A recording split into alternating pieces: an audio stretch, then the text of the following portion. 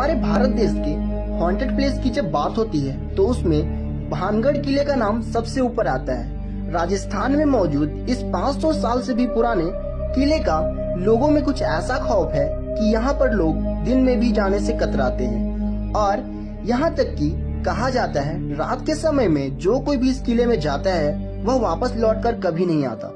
इसलिए सरकार ने भी खुद बकाया बोर्ड लगाकर रात के समय में इस किले में जाने से प्रतिबंध लगाया हुआ है। और दोस्तों, खौफ का आलम तो यह है कि रिजर्व्ड एरिया घोषित होने के बावजूद भी भारतीय पुरातत्व विभाग ने डर की वजह से आज तक यहाँ पर कोई अपना ऑफिस नहीं बनाया है। तो फिर भानगढ़ के इस किले का इतिहास क्या है और आखिर क्यों आज इतना खौफनाक और भूतिया माना जाता है, ये सब मैं आज के इस वीडियो में बतलाने वाला हूँ। दोस्तों, भानगढ़ के इस किले का निर्माण आमेर के शासक राजा भगवान दास ने सन 1573 ईस्वी में अपने छोटे बेटे माधव सिंह के लिए करवाया था। उस समय यह किला पूरी तरह से खुशहाल हुआ करता था और इस किले के अंदर व इसके चारों तरफ लोगों की घने आबादी हुआ करती थी। लेकिन फिर अचानक एक ऐसी अनहोनी हुई जिससे कि इस किले की खुशियाँ हमेशा के लिए खत्म हो गई और एक समय खुशहाल नजर आने वाला ये विशाल किला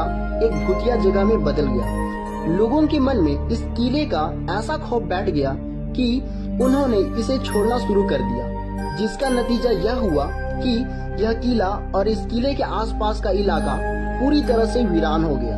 यहाँ तक कि आज तक भी ये किला सैकड़ों सालों से इसी तरह वीरान पड़ा हुआ है, जो कि दिखने में बेहद ही खौफनाक नजर आता है।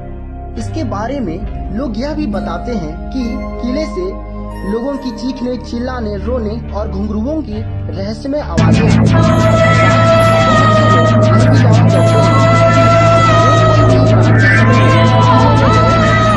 फिर वापस लौटकर।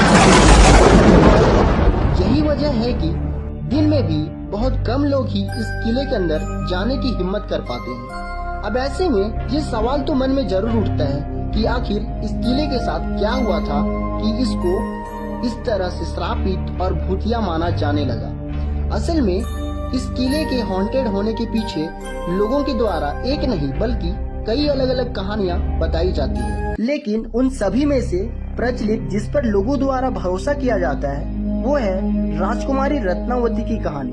कहते हैं कि जब इस किले का निर्माण करवाया गया था तब इसमें रत्नावती नाम की एक बेहद ही खूबसूरत राजकुमारी रहती थी। उस समय राजकुमारी रत्नावती की उम्र 18 वर्ष थी और उनकी खूबसूरती की चर्चे दूर दूर तक फैली हुई थी। उनकी सुंदरता की वजह से बहुत से अलग अलग रियासतों के राजकुमार उनसे विवाह करने की इच्छा रखते थे, जिसके चलते अक्सर ही राजकुमारी रत्नावती के लिए विवाह के प्रस्ताव आते ही रहते थे। लेकिन राजकुमारी ने तब तक किसी के प्रस्ताव को स्वीकार नहीं किया था।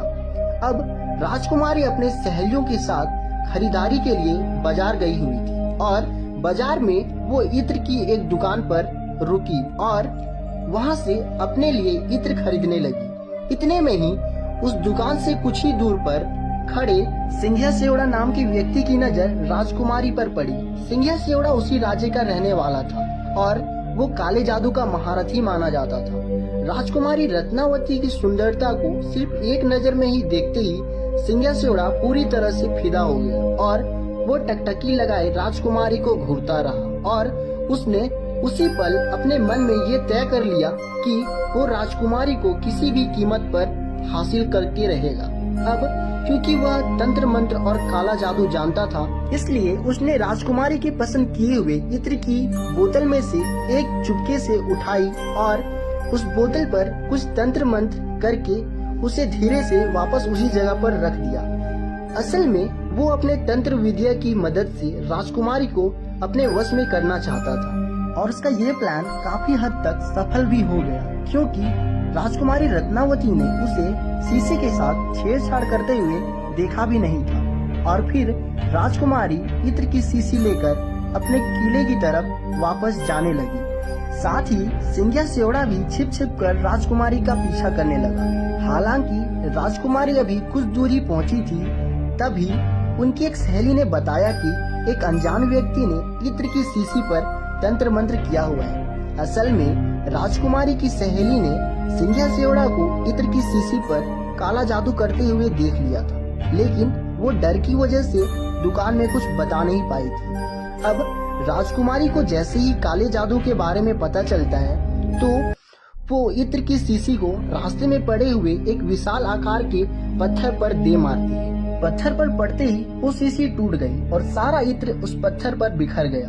और दोस्तों, इसी तरह से इत्र पर किया गया वो काला जादू उस पत्थर पे आ गया, जिसके बाद से वह पत्थर खुद ब खुद लुढ़कते हुए सिंघिया सेवड़ा की तरफ बढ़ने लगा।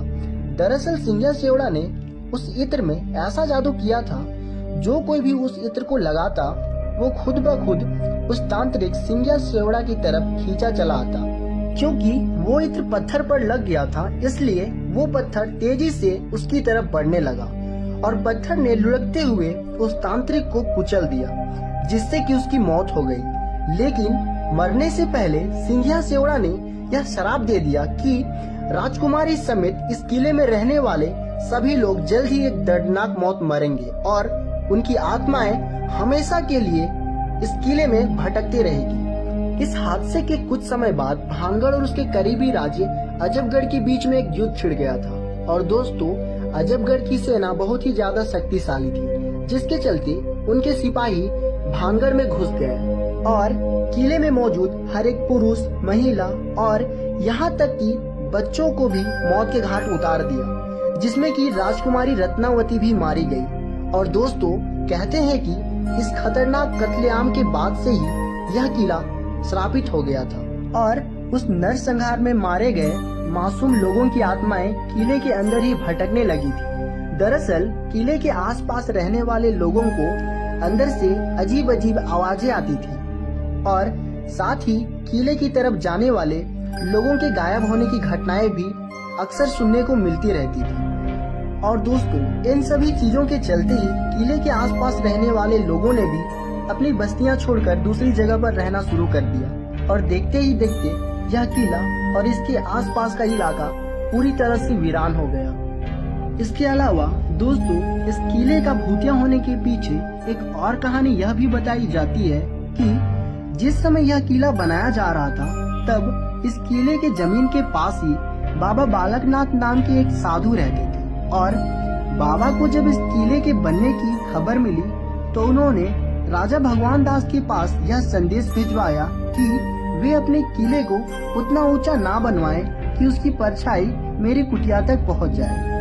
अब राजा भगवान दास ने बाबा की उस बात को गंभीरता से नहीं लिया और जब यह किला बनकर तैयार हुआ तो इसकी परछाई बाबा बालकनाथ की कुटिया तक पहुंच गई। और दोस्तों, उस परछाई को देखकर बाबा क्रोधित हो गए और गुस्से में उन्होंने श्राप दिया कि भानगढ़ पूरी तरह से तबाह हो जाएगा। और दोस्तों, बहुत से लोग आज भी यह मानते हैं कि भानगढ़ किले का यह हालत बाबा बालकनाथ के श्राप की वजह से ही हुई है। इसके अलावा एक कहानी तो यह भी बताई जाती है कि भानगढ़ में युद्ध हुआ था, जिसमें कि भानगढ़ के सिपाही पूरी तरह से हार गए, लेकिन भानगढ़ के राजा और उनके परिवार के दूसरे लोग अपनी जान बचाकर वहां से भागने में कामयाब रहे। अब क्योंकि उन लोगों ने किले के अंदर अपना काफी कीमती खजाना छिपाया था, इसलिए दुश्मनों से खजाने को बचाने के लिए एक झूठ फैलाया गया कि यह किला पूरी तरह से श्रापित है और अगर कोई भी इस किले में जाएगा तो उसकी तुरंत ही मृत्यु हो जाएगी। और दोस्तों, इस तरह से खजाने को बचाने के लिए फैलाया गया यह अफवाह लोगों ने सच मान लिया और भानगढ़ का यह किला हमेशा के लिए हॉन्टेड समझा जाने लगा। वैसे वजह चाहे जो भी रही, लेकिन इतना तो जरूर है कि इस किले को भूतिया बनाने में हमारी सरकार का भी काफी हाथ रहा है। दरअसल कानून में भूत प्रेत और बुरी आत्माएं जैसी किसी भी चीज की उल्लेख नहीं की गई है या फिर मान्यता नहीं दी गई है और आज तक किसी भी कोर्ट ने अपना फैसला भूत प्रेत को ध्यान में रखकर नहीं सुनाया है। इसके बावजूद भी सरकार द्वारा किले के बाहर बोर्ड लगाकर उस पर लिखना कि रात में इस किले में जाना मना है और भारतीय पुरातत्व विभाग का यहाँ पर अपना ऑफिस ना बनाना, ये सभी चीजें कहीं न कहीं इशारा करती है कि हमारी सरकार भी भूत प्रेत में विश्वास रखती है। और दोस्तों, सोचिए, सरकार की तरफ से ही ऐसे कदम उठाए जाएंगे तो फिर जाहिर सी बात है कि आम लोग किले को सच में ही श्रापित समझेंगे। वैसे आपको क्या लगता है, ये किला सचमुच भूतिया है या नहीं, और क्या आप भूत प्रेत में विश्वास रखते हैं? प्लीज कमेंट करके जरूर बताएं। दोस्तों, वीडियो पसंद है तो एक लाइक कर देना।